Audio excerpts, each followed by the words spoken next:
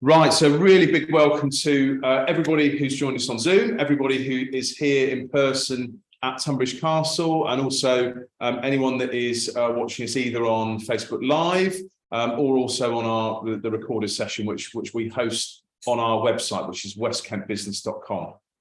So my name is Jeff Baxter. So I'm part of Smart Society, and we work with the West Kent Partnership to provide West Kent Business, which is a business support service provided by West Kent Partnership and is available to any business within West Kent, and that's any business in Tonbridge Morling, any business in Tunbridge Wells, and any business in Sevenoaks.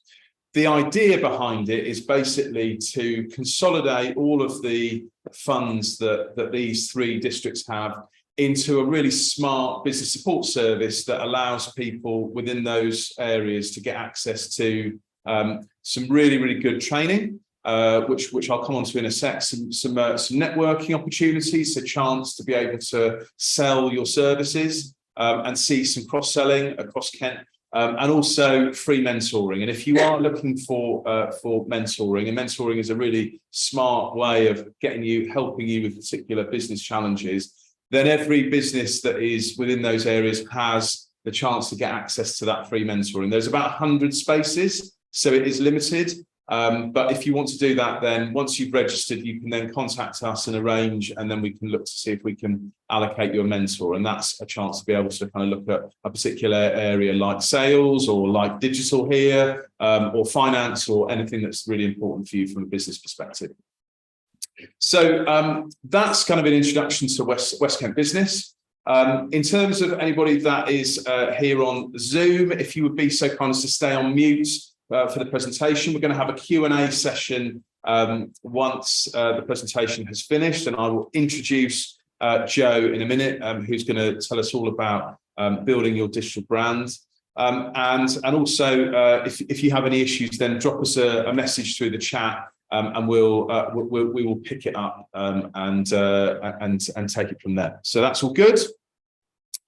So just before we start, so sustainability is one of the areas that I think that the West Kent Partnership were really keen for us to focus on. And sustainability actually is a real challenge sometimes, because sustainability events that we run sometimes are the ones that everyone that goes to the sustainability events are already very focused on that and very focused on sustainability. It's actually the people that don't go to those events that aren't. So what we do is we try and build in a sustainability moment for each of our events to just get people thinking about it, to just get people trying to focus on it, because obviously as a challenge, the reduction in carbon is a key challenge, not just for government, but actually for us, more broadly, and in terms of us actually hopefully building a world that our children and their children are actually going to be able to survive in. And so I wanted to just take a sort of live case of something that I thought was useful. And so as a Sunday job during the rugby season, I'm a rugby coach, and so I coach for a team called Grasshoppers, fantastic team. And they are going through a big process of looking at their costs, as indeed are most sports clubs.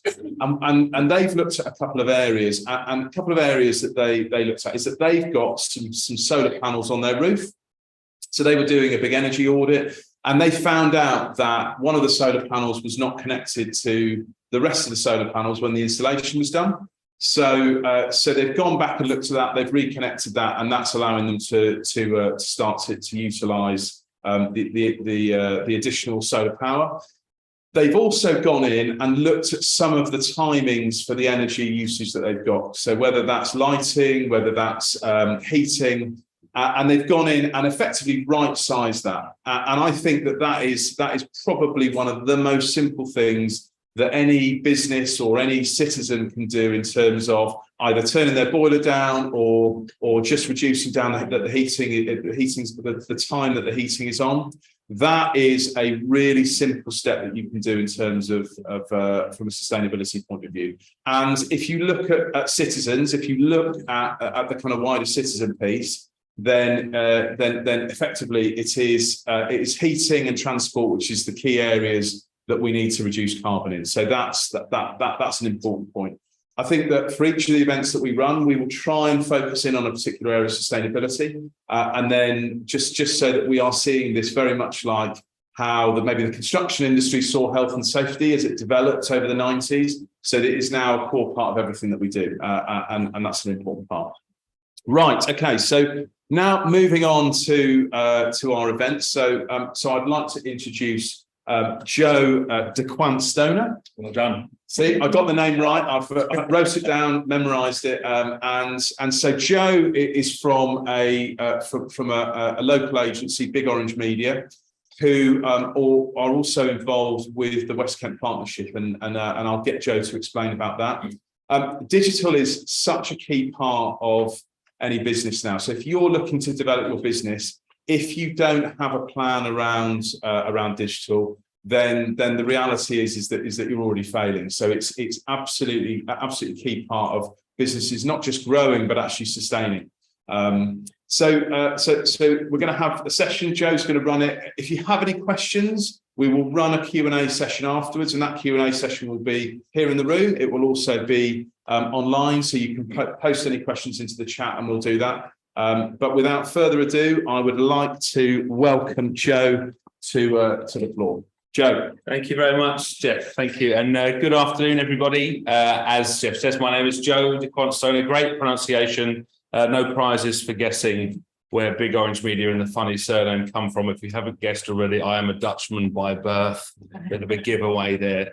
So Big Orange is a full-service marketing agency. We're based in Tonbridge, Wales, but actually we work with lots and lots of local clients, but also we work internationally as well. So we're very lucky to have a broad client base, and we work a lot with all sorts of businesses. So I'm delighted to be here talking about a subject matter that is indeed very close to my heart, and that is building your digital brand, and more importantly, how your brand is subsequently perceived online. There we go. Now we live in an area, there's no clicker, so forgive my terrible clunky clicking through the mouse, and we'll get there together. We live in an era of intense online competition. We're all vying for a similar piece of the pie, and actually your brand is the foundation for what can set you apart from all of this.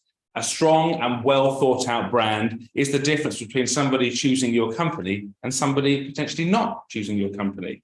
So today, what I'm going to go through hopefully will allow you to understand a few key elements of how you can be successful within your own business and how you can allow your brand to do a lot of the work for you. So by the time we leave today, fingers crossed, we will have covered, and I will have given you a clear definition of what branding is. We'll explore some of the essential steps to build a successful brand, talk about the importance of branding in a digital sphere, and look at the process for creating a successful online presence.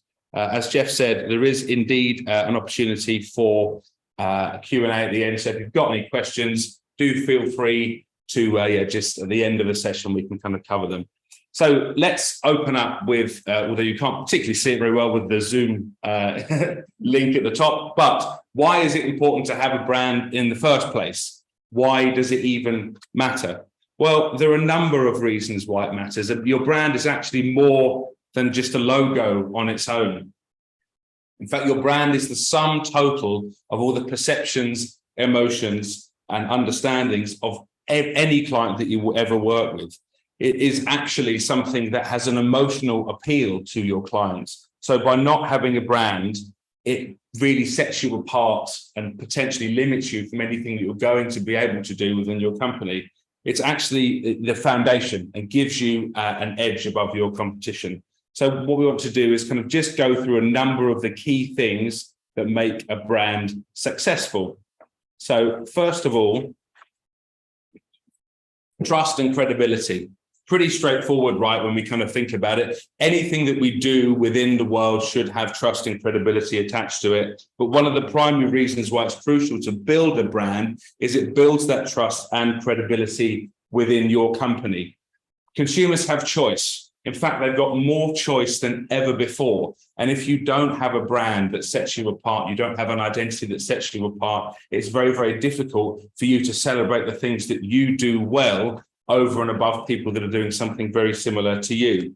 People are far more likely to choose a brand that they know, recognize, and trust over and above someone that they have never heard of, or indeed they can't familiarize themselves with that identity whatsoever.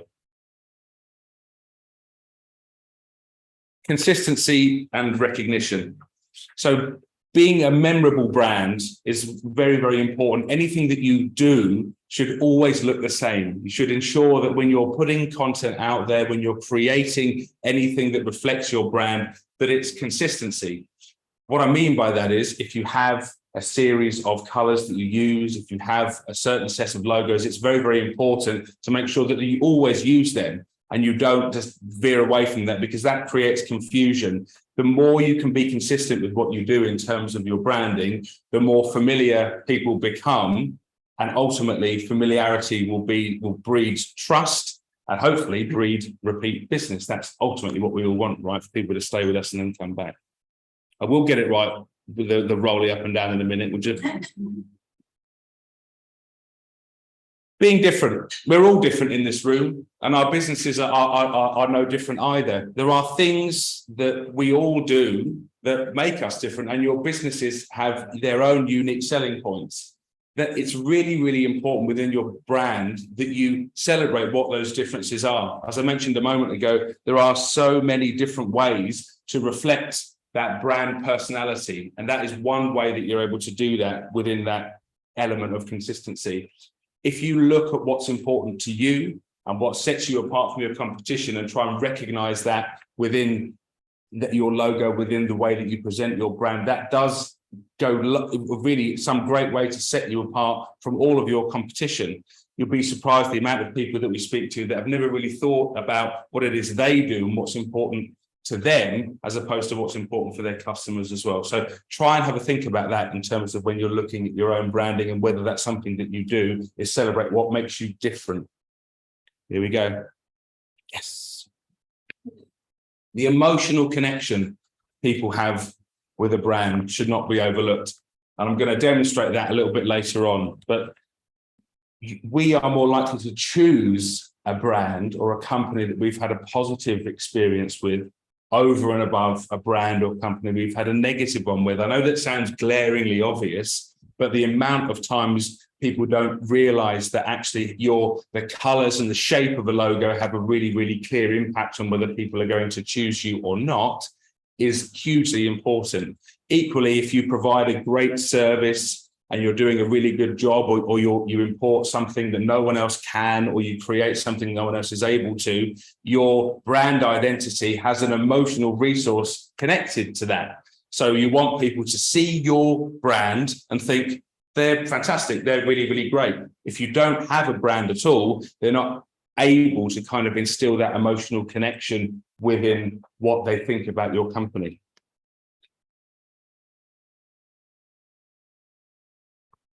Now, has anyone ever played the game Logo? Quick show of hands if anyone ever has.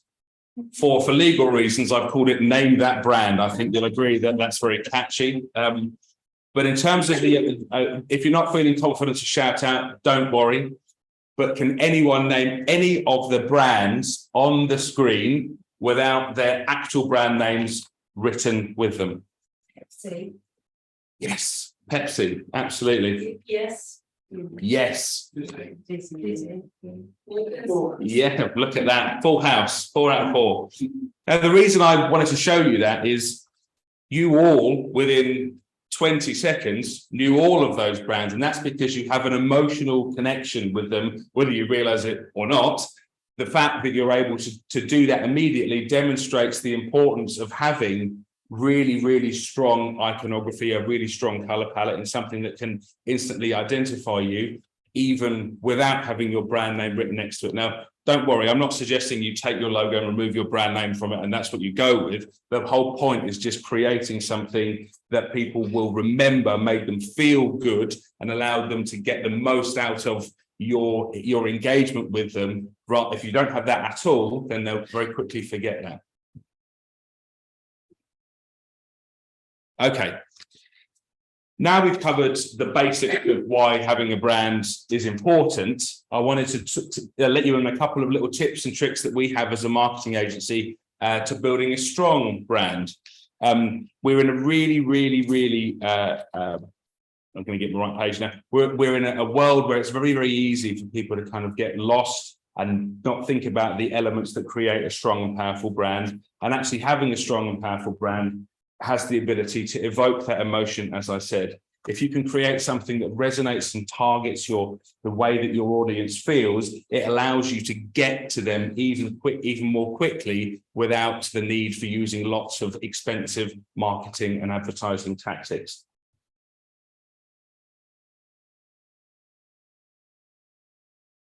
So firstly, defining your brand identity. This is an exercise that we do all the time when we have clients come in and engage us for a branding project. What I mean by this is, if you have something that makes you different and you have a list of services that you do and no one else can offer, when's the last time you actually wrote those down? When's the last time you sat down together with your business partner, with your partner at home, and talked about your business versus somebody else's? What are we really good at? What can we do that no one else can do? Is that something that is very, very clear in what you put out there? Because if it's not, and your vision isn't realized, again, it's even more difficult to get that across. You want to try to do a lot of the work before you actually have that conversation with somebody, so they understand what you can offer, which is unique to you, before moving on to that next phase. This is an obvious one, right? Understanding your target audience, but you'll be surprised how many of us don't actually spend the time to think about who are our target audience. Is the place that my target audience lives, has that moved? Have I done the same sort of marketing and advertising for the last 10 years and never changed? It's very important to monitor and to have a look at where your core audience actually are. There's something we're going to kind of go into a little bit more later on, but having a conversation about understanding their preferences and their pain points, thinking about who is it that we actually want to be our customer, will allow you to get to them even more quickly. We all have a good story, right? I know I do. We call this brand narrative. You all have a brand story. There's a reason why all of you have started your company, or you work for your company, or what you do, the craft that you do. But not many of us actually incorporate that into anything that we do within our own brand story. That's important because we all want to hear about that. We all want to understand what it is that made us start our own company. What is it that makes you special? All of these things go such a long way to creating that kind of emotional value that I talked about with all of the brands that I showed you on the screen. It's something that if you're able to, if someone stops you in the street, that's the sort of information that you need to be able to relay and really should be on your website. Your brand narrative is something that carries through every single thing that you do as a company. And obviously it will never change. The reason why you started your company, the reason why you are where you are, will always be the same. It's just as you develop and grow throughout the years, it's something that should be very, very clear and consistent to your clients. But we will get it one day. I mentioned earlier on that a brand is not just having a color palette, a font, and a logo. Well, it isn't, but if you don't have that at all, then there is no brand. Having a cohesive visual identity is so important. Making sure that you do have a primary color, a secondary color, and in many cases a tertiary color, allows you to kind of put together a brand that people will start to resonate with. Again, if I draw back to my fun Name That Brand game, you are able to identify all those brands just based on the color palette. If you start putting out content across various digital mediums that is a slightly different blue, it doesn't matter, that green is not the same green as the one that we use. All these things have an impact to people actually understanding who you are and what your business stands for. So it's very, very important to make sure that you're consistent. Sounds obvious, but you'll be very surprised how many people aren't really consistent with any of that type of thing. It doesn't take a huge amount of time, but it does mean that you have to go back a step and think, do we have a color palette? Do we have a font that we always use? Is the font that we use in our email marketing, on social posts, on our website, is that all the same? Or if they all look a bit different, then that does have an element of kind of inconsistency. Again, not a huge point, but something that really should be considered and allows you to really get your message out there quite quickly.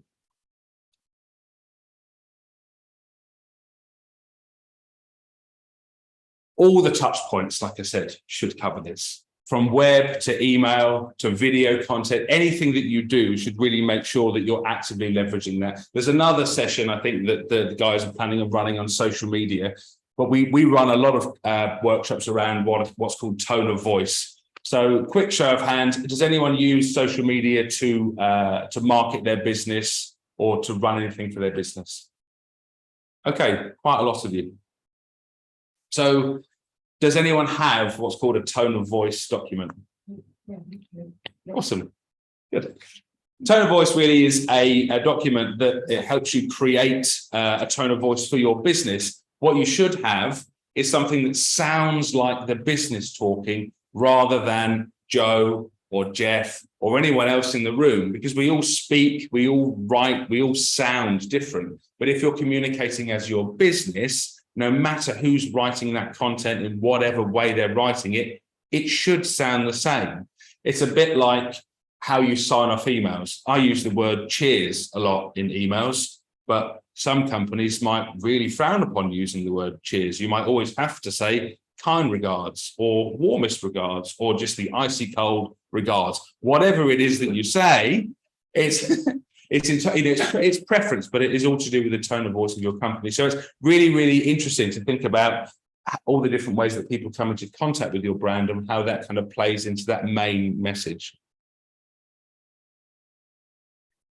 Once you've created that brand and once you're putting that content out there, once you're sending emails, you've got a great website, it's really important to nurture that relationship.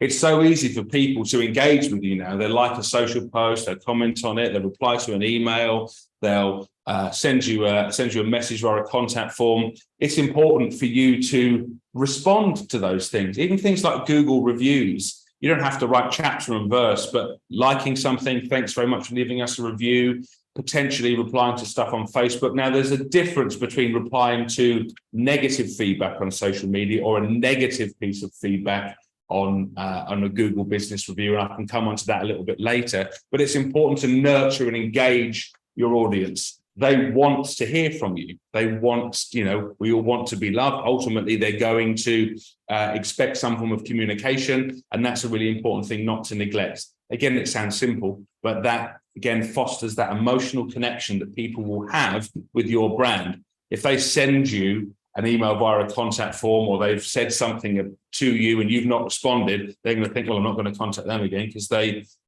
don't respond, right? In addition to this, if you see something happening in the news that is relevant to your business, a really good free way to market yourself is to share that news story. Let's say there's a change in some legislation, there's something amazing that has happened within your industry.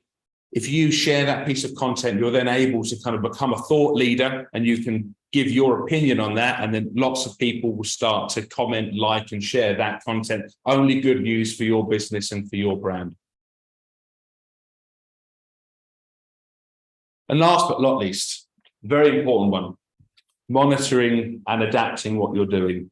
I spoke a little bit earlier on about if you always do what you've always done, you'll always get what you've always got.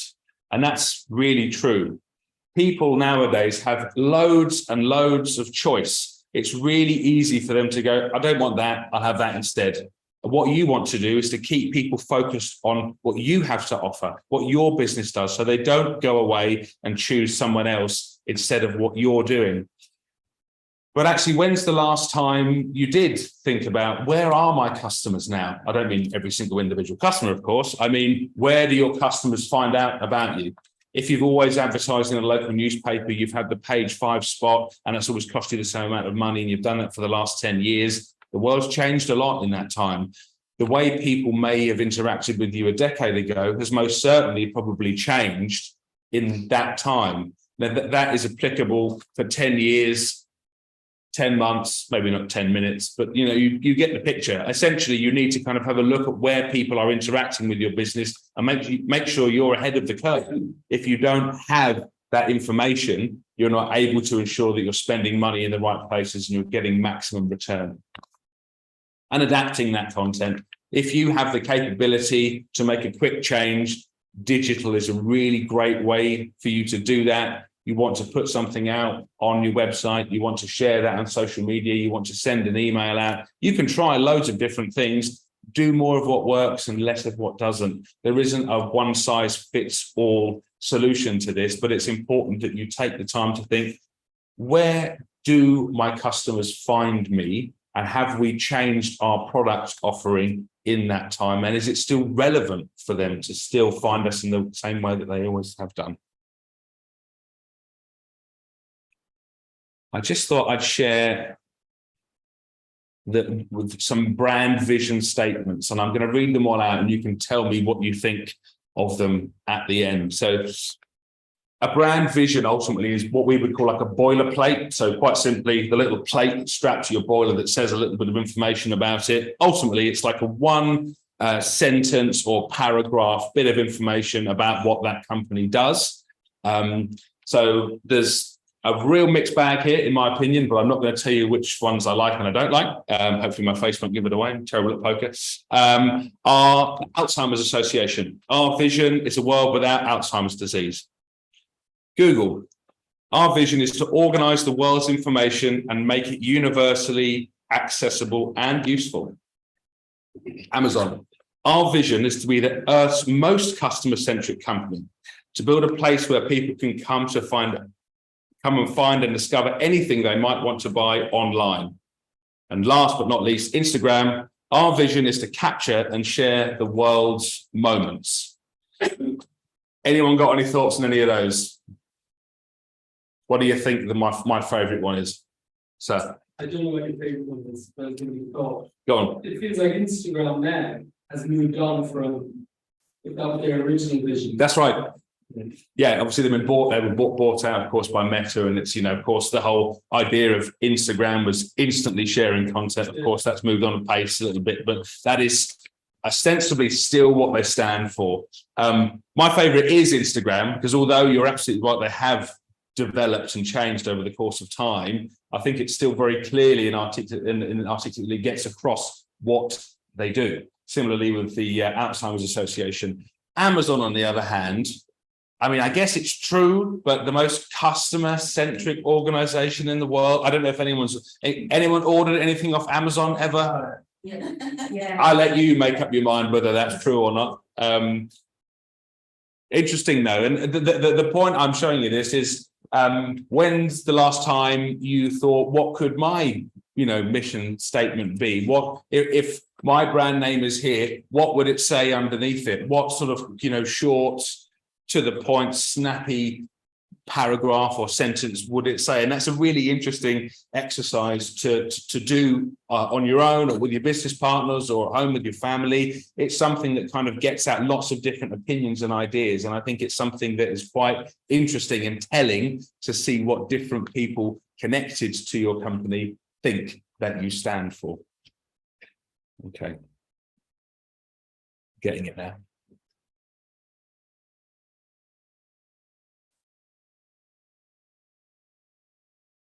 Cool. Okay. So we've covered why is it important to have a brand in general. Hopefully that was fairly clear. The tips and tricks to build a strong brand. Now I really wanted to go into a bit of detail about online and online advertising. So again, a quick show of hands. Who here has a website?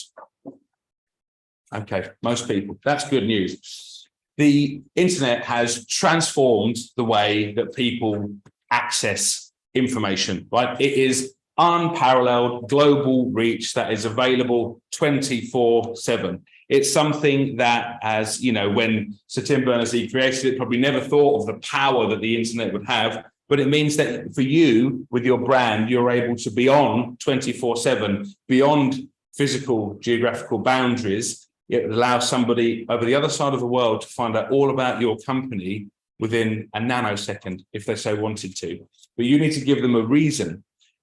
obviously the website is the sum total of all of the elements of your brand that I discussed before. It's very, very important to give them that confidence in what they're seeing from you, because ultimately a website, I can tell you now, is the first place people will look and make an assumption about your business before they do anything else. They can come in at lots of different access points. It can be through social, it can be through an email. But if you don't have a website that's more put together, they will make a quick assumption and ultimately decide whether they do or don't want to engage you with a service. And that kind of leads quite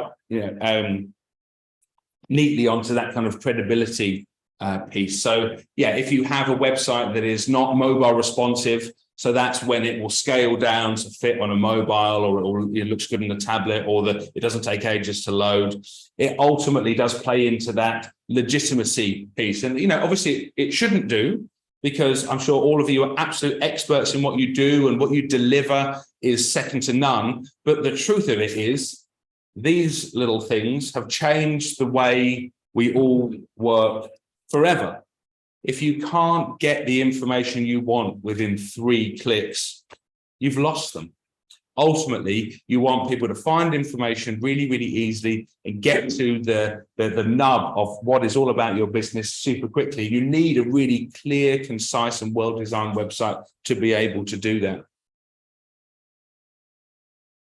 It also showcases all of those aspects of your brand. So we talked about color, we talked about font, we talked about video. I mean, it's the humanizing element, right? We want to get to know somebody before we engage and interact with them. When's the last time you called up a company without having a quick look at their website, or indeed a Google search? I would hazard a guess that not many of you have done that. Ultimately, the first port of call nowadays is I'll just have a quick look at their website and see what they're doing. That is only going to become bigger and bigger and bigger and bigger. It's so important nowadays to make sure that your online identity truly reflects what people are going to experience when they come into contact with you in the real world. Don't worry, I'm not suggesting that the metaverse is going to come and take us all over, but I am suggesting that having something that is very clear and concise and gets your message across is only beneficial to your business.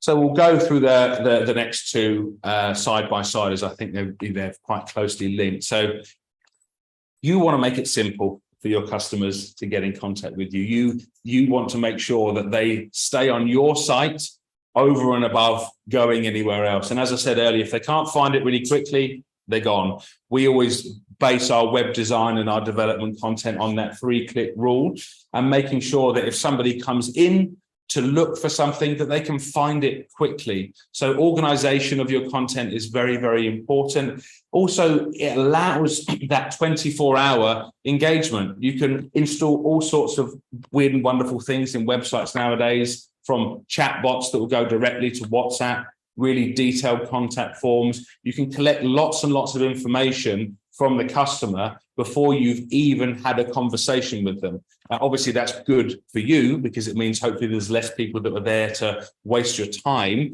But ultimately, it does mean that you can qualify the right content and people to have a positive interaction with your business before such time as they have that conversation with you. And it's all about, your important people. You're running a business. Obviously, you need to make sure that you're not spending time in the wrong areas. Now, quick show of hands, does anyone sell products online at all? Okay, cool. So e-commerce web is so very, very important. It is a very easy way for you to grow an additional revenue stream. I'll give you an example. We work with a group of whole food cafes, one based here in Tonbridge, but they've got 2 in Tunbridge Wells and 1 in Sevenoaks. Won't make you guess, it's Basil Whole Foods if you've ever been to a Basil. Their offering online is called Food by Basil and Basil to You. So it is a really innovative concept where they can offer their catering services to a wider audience using the website. When they came to us, they wanted it to be treated as if it were an online shop. The same experience, the same look and feel, all of their brand credentials were obvious. And obviously with their food. It's all about buying with your eyes. Looks very, very nice. It's really, really delicious. Obviously, you need to buy it first with your eyes before you're going to put your hand in your pocket and commit to actually purchasing that product. If you sell products online and you don't have an e-commerce site, you're missing a big trick, because it is a really easy way for you to do that thing that we all want to do, and that is make money while you sleep, hopefully.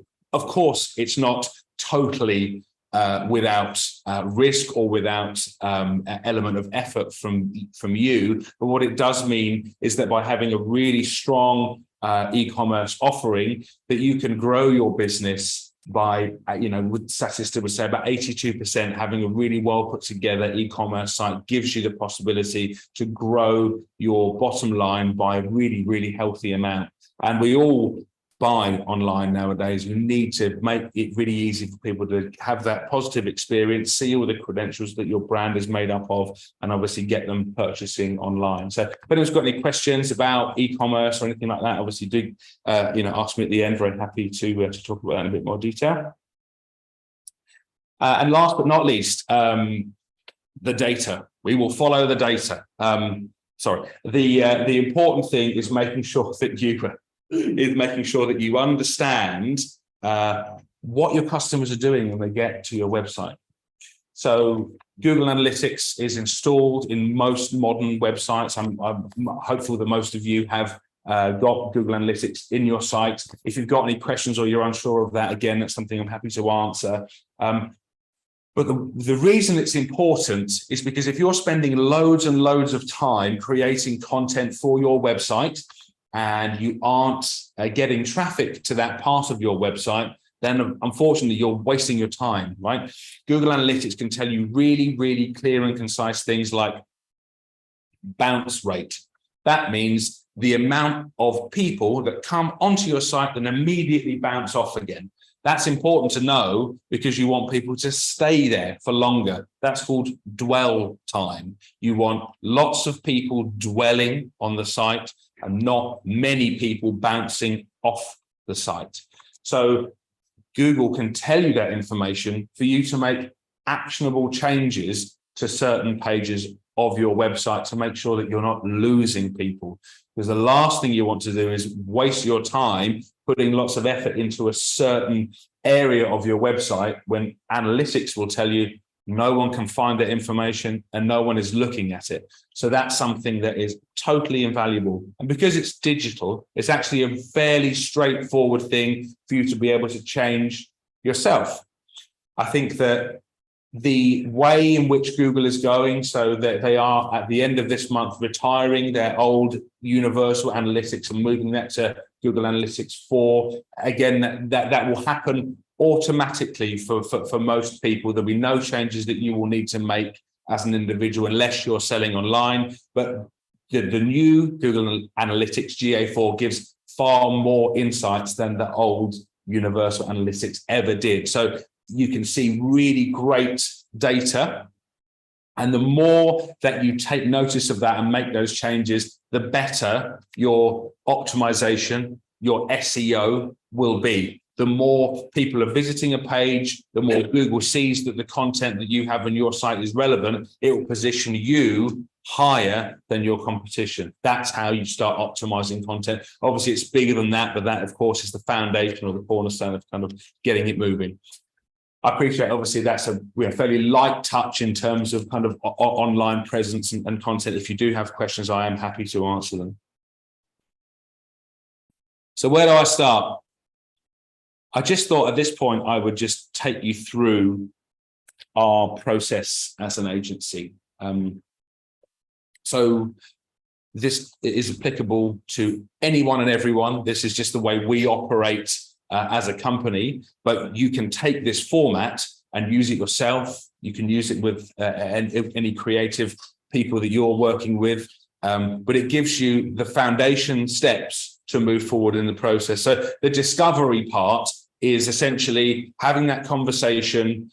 We talked about looking at what are my USPs, where do customers find me, what's important to me, how do I move my business further. It's important you get all of that down and that you're really confident with what you've delivered there, because that then moves into the next phase, which is creating the content. We just touched on that a moment earlier on, right? So if you have content in your website that's on one of those pages I mentioned that no one's looking at, but you really want them to, we need to restructure that. You need to think, how can I get people to read the content that I want them to read, rather than it being buried under a page, under a page, under a page. It's so important to make sure that you make it easy for people to find. Only when you're happy with all of the content, so all of the written words, all of the images, all of the logos, your colors are all in there, should you then move on to the design phase. So there's lots of really great options here in terms of design. You can use drag and drop website builders. There's lots out there, Wix, Squarespace. You can obviously engage a website designer to help you create some of this content. There's various options. Again, happy to give you a bit of a steer. But the reason it's important to have all your content in place before you do the exciting bit and redesigning and redeveloping your website is because if your website designer allows for 300 words and you've got 3,000 words on a certain page, I appreciate that's a fairly big jump, but you get where I'm going. It will look very different. You want it to look really, really clean, concise, and ultimately, if you think again from a mobile phone point of view, if you're viewing your website on a desktop, lots of words don't look that bad. But if you have a huge scroll of text on your mobile, when you view it on a mobile device, obviously that's a bad user experience because people don't want to read loads of text. We've become lazy. We want to see pretty pictures, look at videos, click a button, get what we want, go on, move to the next one. So that's really important that you make sure you're considering that. Only then should you move into development. So that would be taking those designs and turning them into a really fantastic website. As I said, lots of options, not just engaging a web design company to do that for you. You can take that process and do that yourself using people like Wix, Squarespace, et cetera, but very important there. Then testing it. So you want to try to break the site. Now that sounds crazy. Why would you want to do that? You've just had it built. You're sort of testing domain, but you want to try to get to a point where people are finding problems with it. It won't load a certain page. The video's too slow there, where images are too big. The reason why that's important is when you get to the last bit, which is launching it, sending it off into the big wide world, if there's a massive problem, whatever that may be, or let's, even if it's a small problem, an element that's been overlooked, there's some filler copy in there, or the wrong image, or an image is low resolution, it looks fuzzy and pixelated, all of that goes back to what I spoke about earlier with that credibility and professionalism. What you don't want is someone to go, I'm not going to use them because they've got a really low res image, or their website didn't look as good as I thought it was, or any of those things, because we're very quick at making decisions based on nothing other than our own opinion. We don't know the facts, but we'll just make a decision and move on to someone else that can offer us that instead. So hopefully that kind of gives you a bit of an overview. I think whatever you do, this isn't a shameless plug for my company, by the way, obviously very happy to help you, but whatever you do, it's important to speak to someone that is a professional. We live in a part of the country where there are lots and lots of creative experts. Have that conversation with them and see obviously what they can do to help you. It's important to follow the process in those steps though, because if you try and jump the gun or do it the wrong way round, he says, then essentially you won't totally fail. It will just take a little bit longer to get what you need. So hopefully that's given you a bit of an insight there. So in conclusion, you're having a well put together and strong brand isn't a luxury, it's a necessity. It's ultimately something that can help gain you new customers or lose you customers. It's something that will allow you to kind of grow and develop as time goes on. So you should respect it, you should love it, you should nurture it, but most of all, make sure that you're taking the time to think about what's important for you as opposed to what you think you should be doing, because ultimately you've all started something for a reason, and it's important to tell people exactly how that is all put together. Thank you so much for listening to me. I've been Joe from Big Orange Media. So I thank Jeff and the team for having me on. If you've got any questions at all, I'm sticking around. I'm very happy to, have a bit of a Q&A. So just do let me know. Thank you very much.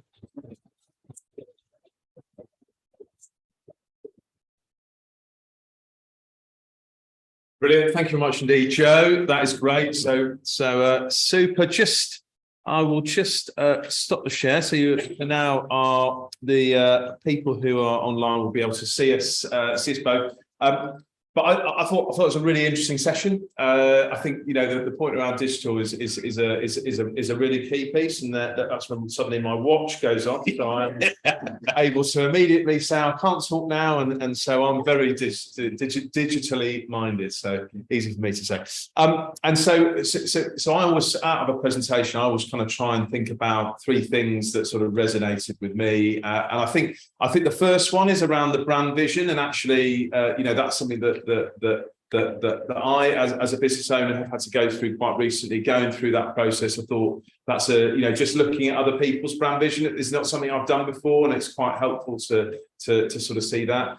I think the analytics piece is a really important one, and I think if I envisage marketing people, they're sort of trendy looking and tan. So Joe immediately they weren't available today. But analytics is a key part of it, and that analytics piece is something also looking at how different channels, different methods are actually working for you. I think is an important one.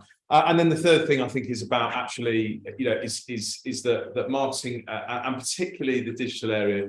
You could spend a lot of time learning how to do lots of things, but I think actually it's worth having a chat with an expert. So, if you are thinking about, developing your digital approach, then just give Joe a call. Anyone that is on Zoom or on Facebook Live or listening back, then go onto the Big Orange Media website, or just drop in the chat. Just drop your email, and then we'll pass it on to Joe. So we've got that. So. Right now, so what we're going to do is we are going to open up for questions. We will do a mixed digital one. So I'm going to rely on Brian also to be highlighting anyone that is online. So if anyone would like to ask a question, then we'll start off in the room, and then we'll go on to Zoom. So, lady. I'm not sure if this is how long is the screen question. Okay. What amount of time would you aim for somebody to be on your website for? Great question. Yeah, really great question. And if you're also able to just repeat the question, because the clever microphones. That's fine. No problem. So that was, how long should someone actually be on your website for? And that really varies on what you do. So there are some industry averages in terms of service-based websites. I think anything over 30 seconds is considered actually really good.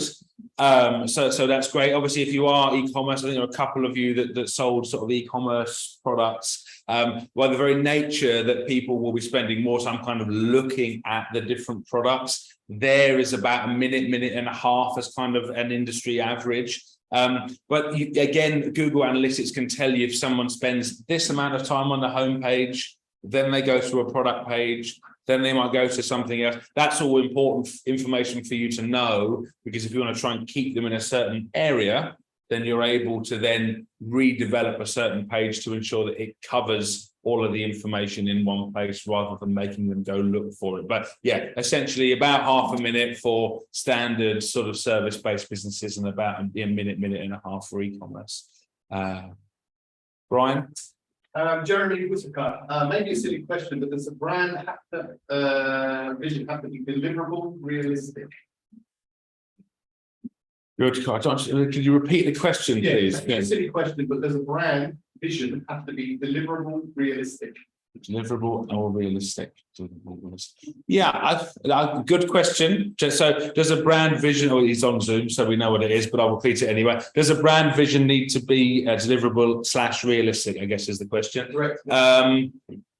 I guess, obviously a vision, you're looking to the future, it's aspirational, that's what we talk about. I think that there's a balance to be struck, of course. I mean, we do an exercise where we talk about, where would your brand be in 10 years? If you were the headline of a newspaper and you've solved a massive problem, what would that be? So that's a really good exercise to kind of get you thinking about the steps from A to be. But I would say that, yeah, you want an element of aspiration. Obviously, we all want to move forward and not backwards, but it should certainly contain what it is that you do. The two are a mission statement and a brand vision are slightly different things. Your vision is where you are and where you're going, and your statement is ultimately, this is who we are and what we stand for. So hopefully that was a good one. Lots of questions today, Brian. Sorry, carry on. Please. Can you say something about co-branding? I work with a partner and we have very different ideas about, we both have our separate logos and Yeah. brand identities. And when we work together, we like even things that, okay, it's not just a tool, but things like PowerPoints that we're doing, because we do training together. Right, yes. I'm very corporate. I come from a corporate background. She's a former primary school head teacher. So Okay. pink bubble writing. I'm like, Yeah, fair enough. so is it worth actually investing in, and how do you do that? Would you, for like a company like you? Yeah. Can you sort of bring brands together like that, where you don't just want to slap two logos on Yes. the material? Yeah, okay. So I think I'll try and praise you the question for Zoom. Co-branded presentations, do they work? And how do you make them work? Is that fair? Yeah. Appraisal?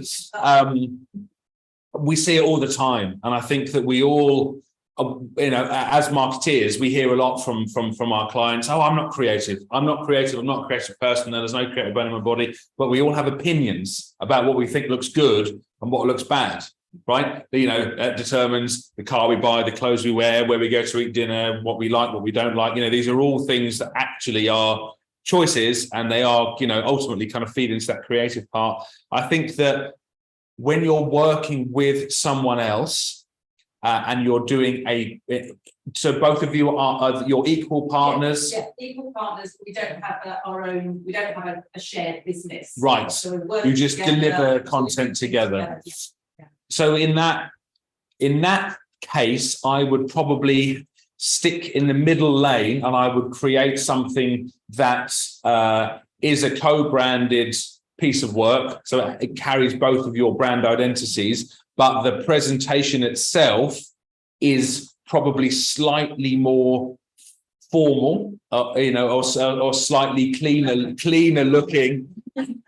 Than having, I think, pink bubble writing. It also depends on the audience, right? Who you're delivering it to. If it's a seminar for pink bubble writing, then go ahead. But I think that there's a balance between people. If that's going to put people off from working with you because they're like, oh, it's like Comic Sans, or that's obviously the most universally used font ever, which for all marketeers don't particularly like that much because it looks quite infantile and childish.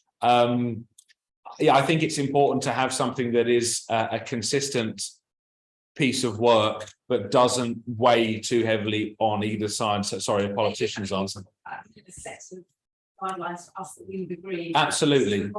Absolutely. Yeah, so having a conversation between both of you, say, look, we're delivering these things together, my company and your company. It shouldn't be too much like me or too much like you. What we think is creating something that is a universal document that carries both of our brand identities in the top left and right hand corner, and it's the fonts installed, look really nice and clean. I think that's definitely the way forward, because people need to be taking the information in. Oh, the press has gone now, but we've deliberately gone for white and big sort of sans serif, quite chunky font, because I don't necessarily want people to focus loads on the, PowerPoint could do wonderful things. I could have made you a paper airplane that flew in and out if I wanted to, but the whole point is it's the content. It should be clean, clear, easy for someone to follow. No problem. Thanks. Brian. Bear with me on this. Constantino has asked excellent points. Any inputs on engaging colleagues as well on the procedure of building a brand or rebranding, just to align everyone to the business goal? Thank you, Constantino. Thank you, Constantino. I have an inkling who has asked that question. Nice to see you, Constantinos. Thank you for joining us.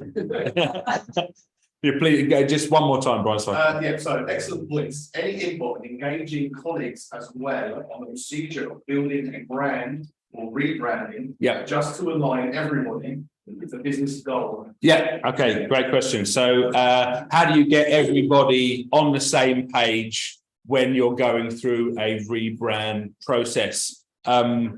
So I think no matter how big your company is, we've just heard it from the previous question, right? Thanks. The important thing is that people are on a journey together. That if you're more of a dominant character than your business partner, or there's someone that's more dominant than you, it's about having someone that makes the final decision, because opinions are great, but they can also be very, very dangerous. Obviously we all have them. I think it's important for you to always remember why you set out to do what you do in the first place. Because if you're too influenced by lots of things that other people say, then you end up in a situation where it's very difficult to follow. I think it's just about getting everybody round, sharing, the idea of what you're going to do, giving everyone an opportunity to speak, taking elements of what they say, and then collectively making a decision to move forward. That would be my answer. Cool. Anyone else? Okay. Cool. Listen, thanks ever so much. I really appreciate you coming out. So I know it's been fairly hot in this room, so thanks very much for not fainting and not walking out midway through the presentation. I look forward to seeing you all again really soon. Cheers. Brilliant. Thank you very much indeed, Joe. So really great presentation. Great answers to the question. I thought there it was put on the spot. That kind of wraps up the first bit of today. And so just a few reminders, a little bit about what we'd really like everyone on Zoom, everybody in the room to do. So part of the point of West Kent Business is to really start to develop the West Kent Business as a business community. So it's about having a way of signposting startups and small businesses, existing businesses that have been around for 30 years, to all of the different resources that are available. And that might be to local chamber events, that might be to grants that are available. And grants is going to be one of the themes. So there is a grant scheme that's happening as part of the partnership, and so forth. So we really like, for you to make sure that you're following us on the social media. So we're on LinkedIn, Twitter, Facebook, and we also have an Eventbrite page, and that's where all of the events are. So if you can follow us on there, what we'll do as a quid pro quo, if you follow us, is if you've got a particular post that you want us to share, then just let us know and we can start pushing that out, and it will go out. It will start to go out to other businesses. So this is a business to business service within West Kent. Next is our next event, which is on the 13th of September. That's going to be in Tonbridge, Wales. So that's going to be, we've got a guest speaker from Visit Kent. So Visit Kent are an organisation we know really well, really great organisation. They're going to be talking about partnering. So we had a bit of a discussion about co-branding, but partnering is one of the ways in which particularly micro businesses can work together and without sort of joining forces legally. As a company can actually work together to provide a much bigger service, and lots of businesses do partnering.